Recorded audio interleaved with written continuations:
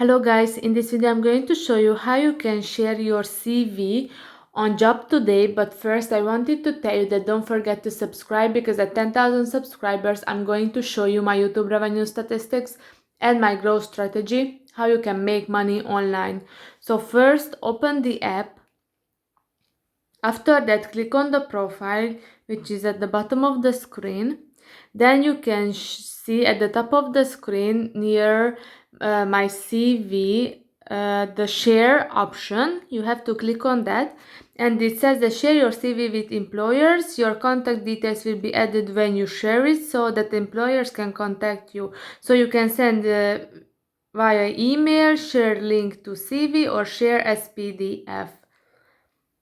So this is for this video. I hope that it was helpful for you. If yes, please consider subscribing and see you in the next one. Bye bye.